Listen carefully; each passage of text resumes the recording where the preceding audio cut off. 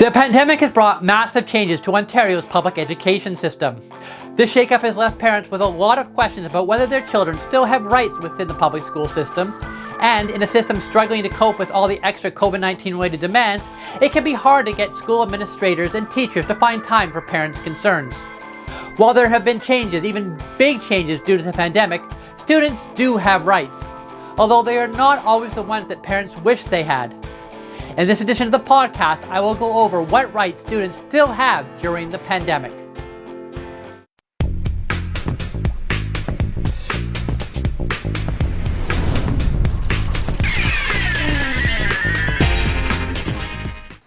I'm John Schuman, a lawyer with 20 years experience practicing education law in Toronto. In this podcast, I will explain some of the children's rights and student rights that have raised questions during the pandemic. This includes when children can change learning streams, how they can be prevented from coming to school, whether they can still have their special needs accommodated, and what they can do if they get sick at school.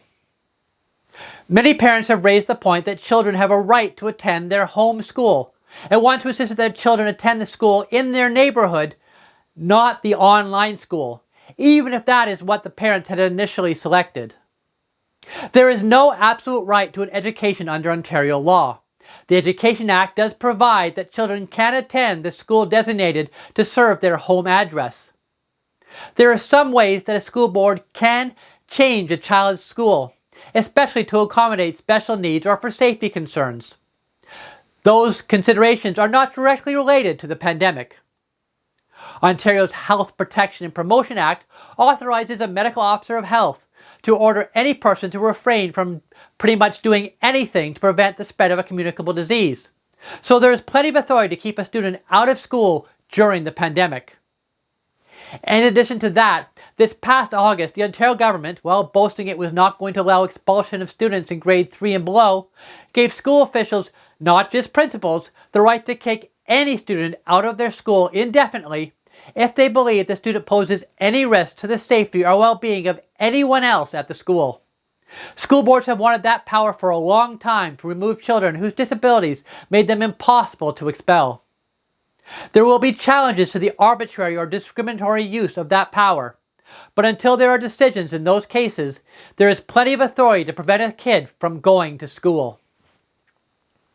The changes to the Education Act over the summer of 2020 did not make any changes to the special education system in Ontario public schools. The challenges of reopening schools during the pandemic and setting up online learning fully occupied the attention and much of the resources of school boards.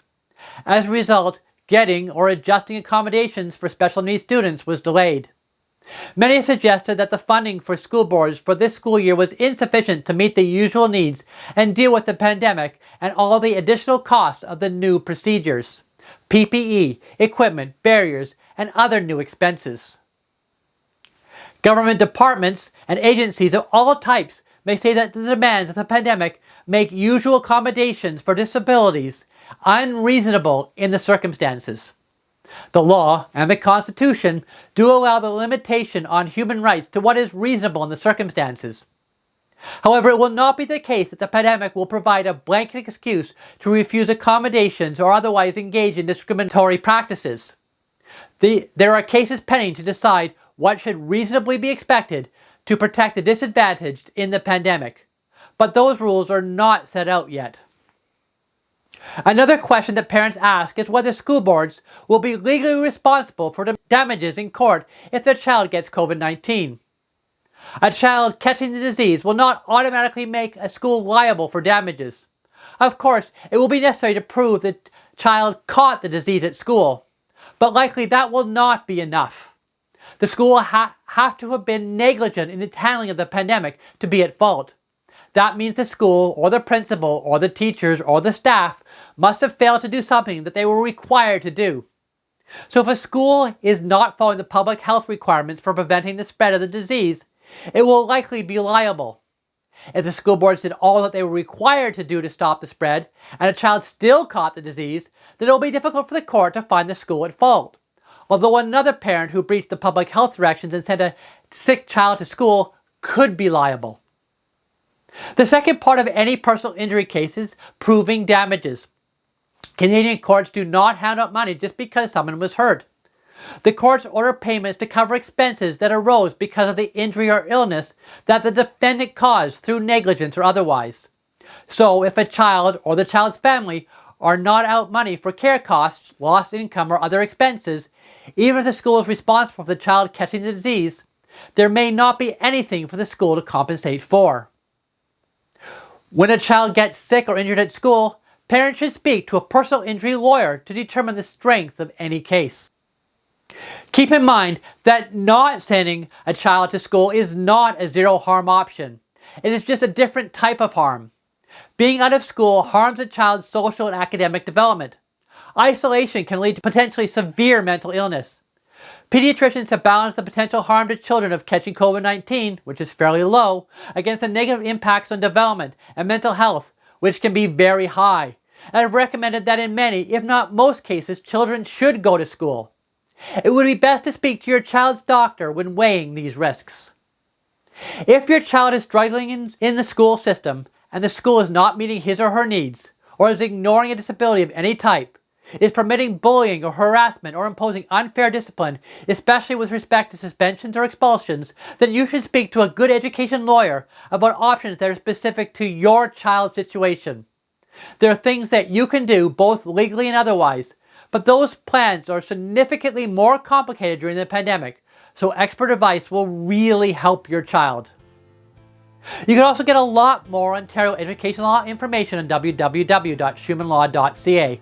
Not only are there many pages of education law information and links, but there are links to reach my office to meet with either me or one of my colleagues, because it is always best to get an education lawyer who can give you expert advice that is specific to your child's situation.